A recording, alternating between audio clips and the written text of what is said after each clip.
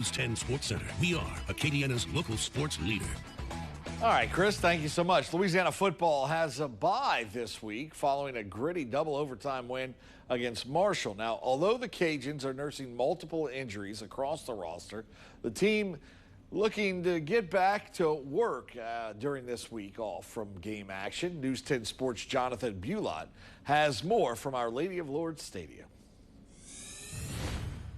Never say it's over until it's over. Louisiana football would come from behind over the weekend against the Marshall Thundering Herd to win in double overtime 54-51. This week, Michael Desimo and the Cajuns will go on bye. But instead of having that entire week to rest, the Cajuns will balance that time with some much-needed work.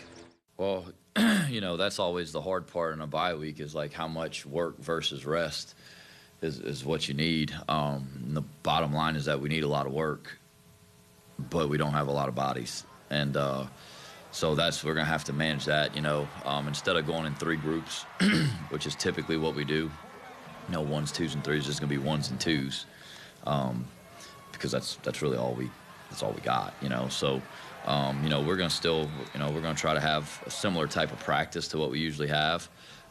But the reality of it is, we still, we need the work. It's just, we don't have the bodies to do the way that I would typically do it. So, we're going to practice on Tuesday, Wednesday, and Thursday this week. And they'll be off on Friday, Saturday, and we'll come back Sunday, and we'll have our Tier 1 Sunday, which we'll actually practice on Sunday, since they'll have a couple days off. But, yeah, it's a little different, the way that how many guys we're able to rep and practice. Following the bye week, the Cajuns will go on the road to Virginia to face the JMU Dukes on October 11th with an 11 a.m. kickoff on ESPN2. Reporting at Our Lady of Lourdes Stadium, Jonathan Bulot, KLFY, News 10 Sports.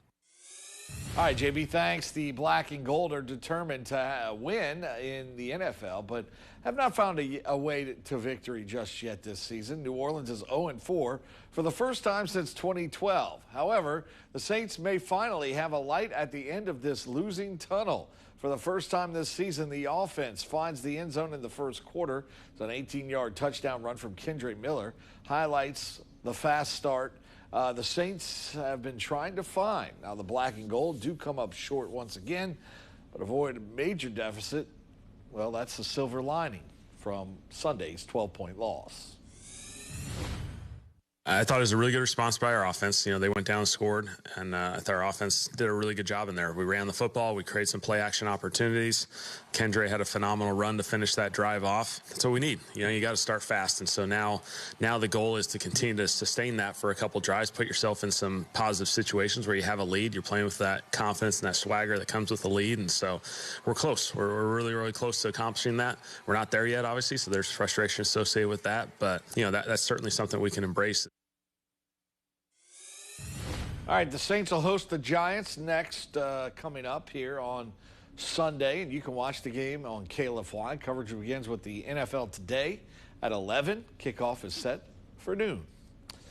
And speaking of the Giants, former Southside Como High product, Malik Neighbors is out for the season. Reports state he tore his ACL in New York's win over the LA Chargers. Before the injury, he had 18 receptions for 271 yards and 2 touchdowns. In his rookie year, he caught a franchise record 109 balls for over 1,200 yards and 7 scores.